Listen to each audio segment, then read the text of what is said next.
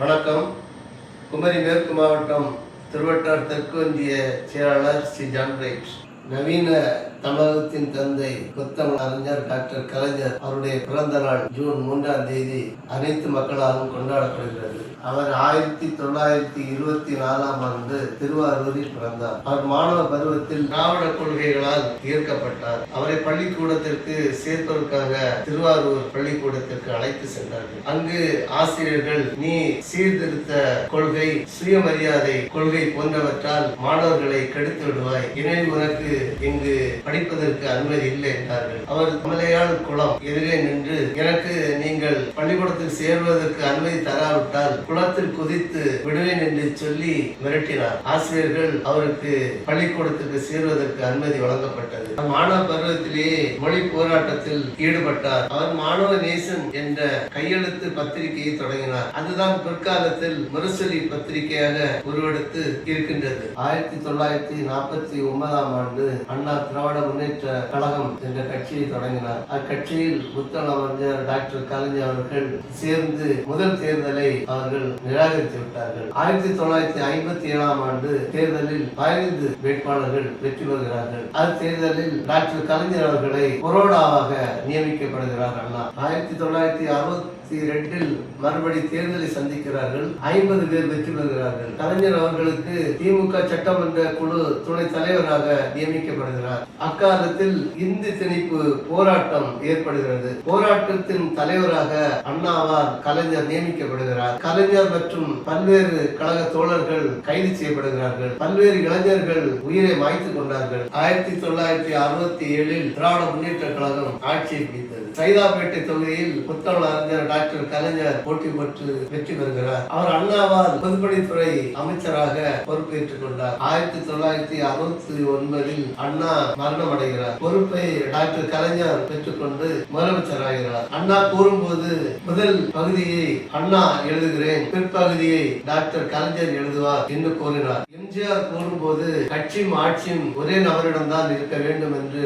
Doctor MGR அவர்கள் கூறினார். முத்தமிழ் அறிஞர் டாக்டர் கலைஞர் அவர்களால் தான் முதலமைச்சர் தேசிய கொடியை ஏற்றலாம் என்ற சட்டத்தை கொண்டு வந்தார். அதுபோல அனைத்து சமூகத்தினரும் அர்ச்சராகலாம் என்ற சட்டத்தையும் கொண்டு வந்தார். 1971ஆம் ஆண்டு இந்திரா காங்கிரஸ் உடன் சேர்ந்து திமுக 2வது முறையாக ஆட்சி அமைத்தது. அப்போதுதான் பிச்சைக்காரர்கள் மற்றும் தொழில் நோயாளிகள் மறுவாழ்வுக்காக இரவலர்கள் இல்லம் கொண்டு வந்தார் கலைஞர். அதுபோல தாழ்த்தப்பட்ட பிற்படுத்தப்பட்ட மக்களுக்கு நல திட்டங்கள். அவர் காலகட்டத்தில் தான் மனிதரை சுமக்க கூடாது என்று சொல்லி கை ரிக்ஷா ரத்து செய்தார் கலைஞர். அதுபோல கோவையில் வேளாண்மை பல்கலைக்கழகம், பிற்படுத்தப்பட்ட தாழ்த்தப்பட்ட சமூகத்தை சேர்ந்தவர்களுக்கு சட்டம், அதுபோல பட்டியலின மக்களுக்கு 14% இடஒதுக்கீடாக இருந்ததை 18% இடஒதுக்கீடாக மாற்றினார். பிற்படுத்தப்பட்ட சமூகத்திற்கு தனி அமைச்சரவை, கலப்பு திருமண தம்பதிகளுக்கு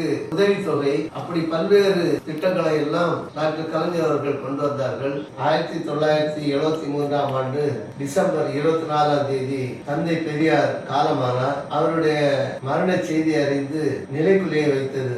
அதுபோல சட்டத்தில் இடம் இல்லாத போதும் அரசு மரியாதையுடன் தந்தை பெரியார் அடக்கம் செய்ய ஆணை பிறப்பிக்கப்பட்டது. 1996 முதல் 2001 அந்த காலகட்டத்தில் தான் டாக்டர் கலைஞர் அவர்களால் நெடுஞ்சாலைத்துறை, தொழில்நுட்பத்துறை, பெண்களுக்கு 33% இடஒதுக்கீடு போன்ற பல்வேறு திட்டங்களை எல்லாம் கொண்டு வந்தார். அவர் காலகட்டத்தில் தான் டாக்டர் கலைஞர் அவர்களால் கன்னியாகுமரி மாவட்டத்தில் 133 அடி உயரத்தில் வள்ளுவர் சிலை அமைக்கப்பட்டது. அவர் சிலையை 25 ஆண்டுகள் கழித்து சில்வர் ஜூப்ளியாக டாக்டர் கலைஞருடைய மகன் தளபதி அவர்கள் முத்துவேல் கருணாநிதி ஸ்டாலின் அவர்களால் அது புதுப்பிக்கப்பட்டு ஒரு நிகழ்ச்சியாக உருவெடுத்து தமிழகமே போற்றக்கூடிய அளவில், தமிழ் மக்கள் போற்றக்கூடிய அளவில், உலகமே போற்றக்கூடிய அளவில் ஒரு நல்ல விழாவாக நாம் எடுத்தோம். இது நம்ம கழகத்திற்கு, நம் தமிழ் மக்களுக்கு, தமிழர்களுக்கு இது ஒரு நல்ல ஒரு உணர்வு தந்தது.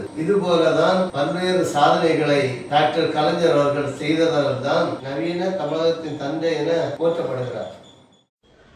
என் உயிரினும் மேலான அன்பு உடன்பிறப்புகளே,